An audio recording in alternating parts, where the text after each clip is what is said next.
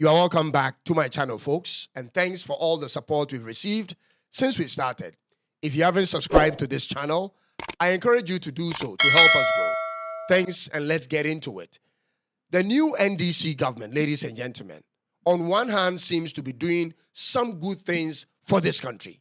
But on the other hand, you find them doing the very things Ghanaians, ladies and gentlemen, and they, the NDC themselves, complained about with the previous regime. It's about the budget for this year and how much they've allocated to the office of the government machinery. Ladies and gentlemen, this is disturbing because they've allocated 2.7 billion Ghana cedis to the office alone. This is insane, especially knowing that we thought 2 billion Ghana cedis 1 year ago was too much and we wanted change. And so we have to dive deep into this. I want you to come with me.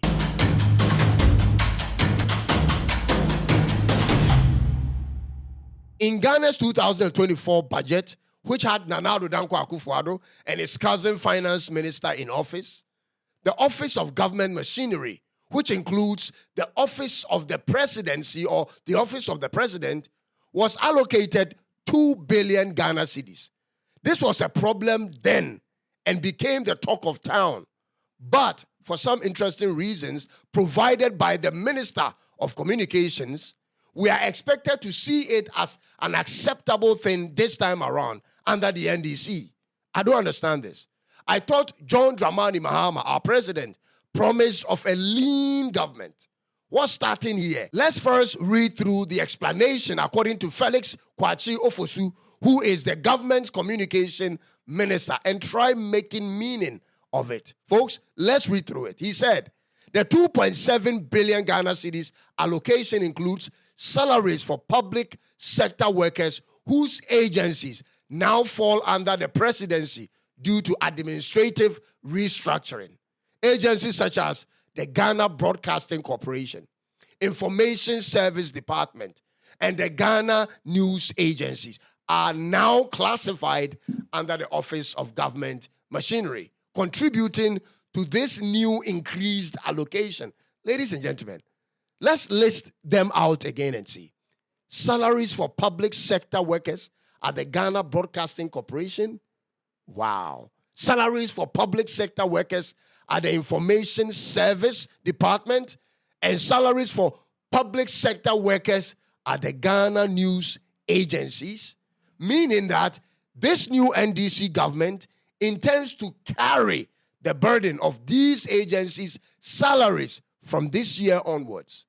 Ladies and gentlemen, this is the problem. I don't know the plans this government has with these agencies at this point. I have no idea. But it feels like they didn't really learn their lessons in opposition. When you have just been voted in because the predecessor was seen as wasting state funds, that's definitely the worst time to even do worse than the group that were just ousted. Ladies and gentlemen, if you put this figure in its right perspective, it means on the average, the Office of the Government Machinery will spend approximately 225 million Ghana cedis per month. That also means in one day, the government machinery spends 7.5 million Ghana cedis. 7.5 million Ghana cedis in every 24 hours. That's 75 billion old Ghana cedis, folks. Doing exactly what?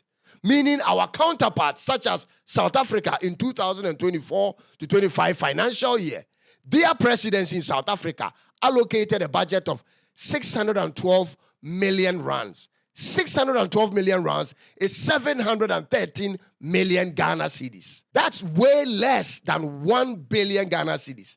So Ghana spends $129 million and South Africa spends $33.8 million in 1 year on government machinery. 7.5 million Ghana cedis in a day on exactly doing what?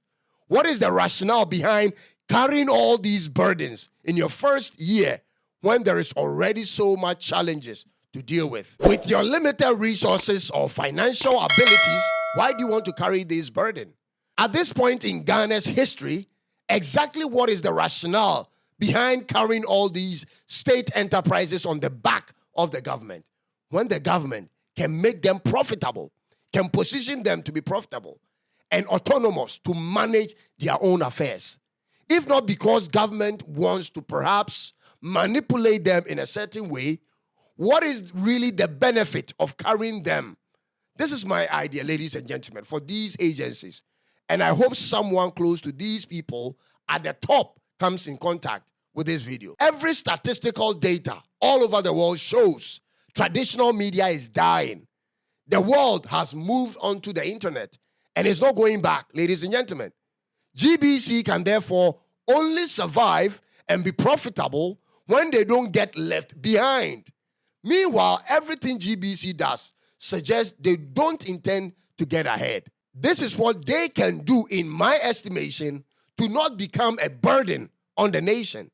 They will have to change many of the programs they run, since their patronage is below par, ladies and gentlemen, way below par. Since 2017, when the data on TV views and ads were released, GBC hasn't been a part of the top 3.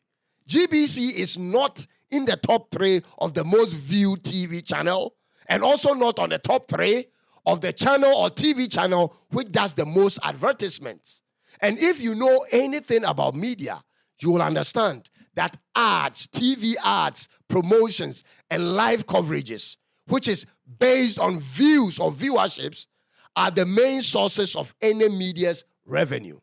This is a channel with the widest coverage in all of the country. From the north to the south, east and west, it reaches everywhere. Yet it is not the go-to when businesses are thinking of TV marketing. This cannot be acceptable, ladies and gentlemen. Totally unacceptable. GBC and Ghana News Agency must therefore be competitive by running media training schools for profit.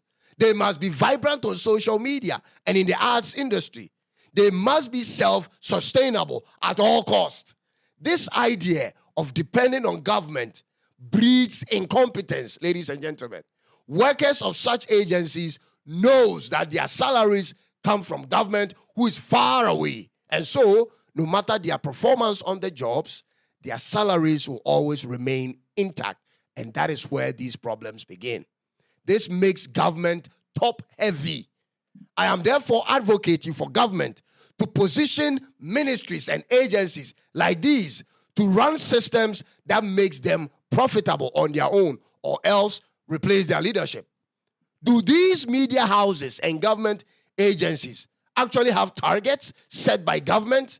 And are they able to achieve these targets? Do they have any targets to reach every year? Because once monies are being paid to them, they will have to deliver on some set of targets. Ladies and gentlemen, we expect so much from this current regime. They have promised Ghanaians of a lean government and an effective system. Let's cut all the unnecessary burdens and run a faster government, for the job at hand, ladies and gentlemen, is not a small one. Don't be repeating the errors of the past government, NDC, John Mahama, and Mr. Finance Minister. It will cause you your downfall like they fell. Let's work smart and within our budget. Ladies and gentlemen, thanks for watching this video, and be kind to subscribe to my channel for more. I'll come your way again with another one. Until then, God bless Ghana, and it's bye-bye for now.